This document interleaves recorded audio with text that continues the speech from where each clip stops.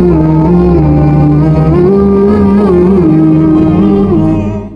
اللہ الرحمن الرحیم۔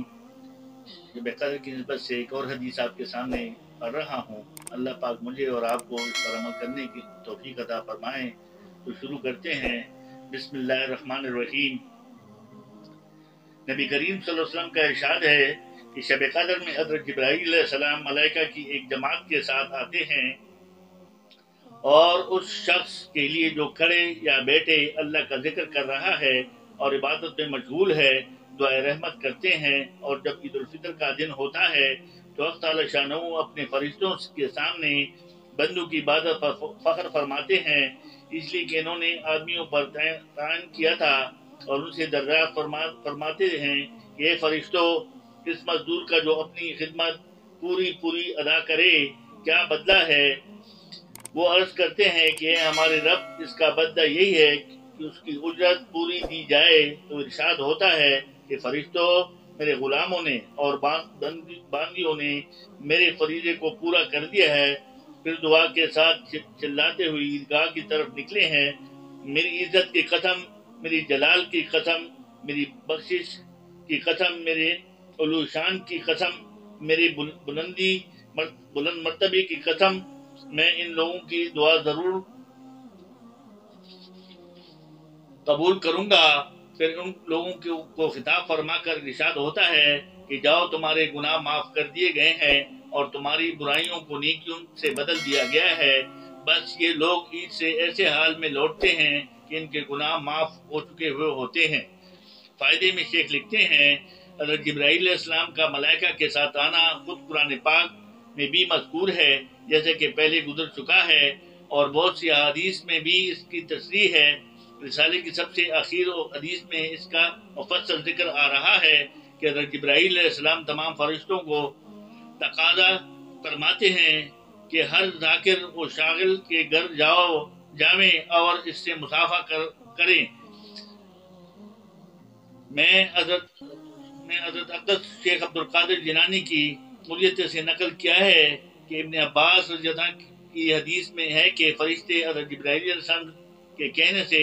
متفرق ہو جاتے ہیں، اور کوئی گھر چھوٹا ہو یا بڑا، جنگل ہو یا کشتی ایسی نہیں ہوتی جس میں کوئی مومن ہو اور وہ فرشتے مصافحہ کرنے کے لیے وہاں نہ جاتے ہوں، لیکن اس گھر میں داخل نہیں ہوتے جس میں کتا یا سور یا حرام کاری کی وجہ سے جنبی یا تصویر ہو۔ مسلمانوں کے لیے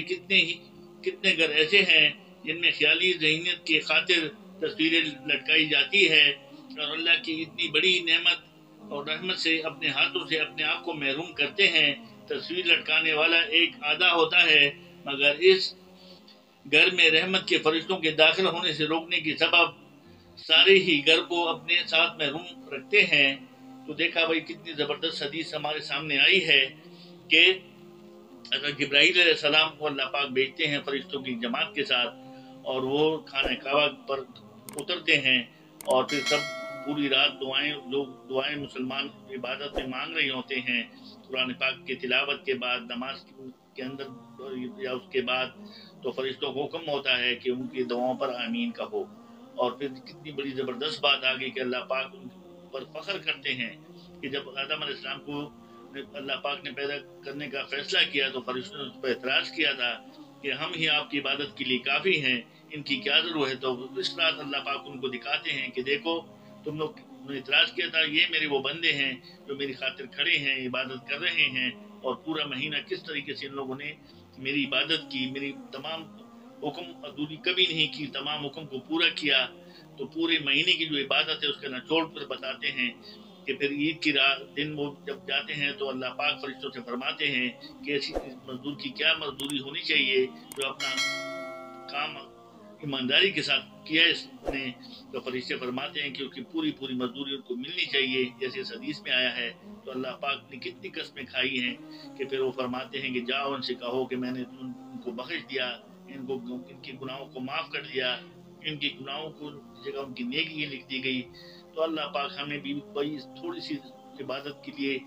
اپنے آپ کو تیار رکھنے کی توفیق عطا فرمائیں۔ بہت بڑی نعمت ہے یہ راتیں، اس کے بارے میں حدیث آ رہی ہے، اللہ پاک مجھے بھی اور آپ کو بھی اس تمام راتوں میں جو راتیں آ رہی ہیں اللہ پاک کو راضی کرنے کی توفیق عطا فرمائیں کہ اللہ پاک کسی نہ کسی بہانے چاہے وہ تلاوت کے ذریعے ہو، نوافل کے ذریعے ہو، ذکر کے ذریعے ہو، ہم اللہ پاک سے اپنے گناہوں کی معافی مانگیں اور پھر اللہ کی عبادت میں مشغول ہو جائیں۔ تو امید ہے اللہ پاک سے کہ اللہ پاک ہمارے گناہوں کو بھی معاف فرما دیں گے اور انشاءاللہ مرنے کے بعد ہمارا آخری خاتمہ جو ہوگا ایمان ہوگا اور آخرت میں انشاءاللہ مزے ہی مزے ہوں گے اور اللہ کی نعمتیں ہوں گی، وہ انہی کے بدلے میں مزدوری جو بتلائی گئی ہے انشاءاللہ ہمیں ملے گی۔ اللہ پاک مجھے اور آپ کو اس پر عمل کرنے کی توفیق عطا فرمائے۔ صدق اللہ مولانا علی العظیم۔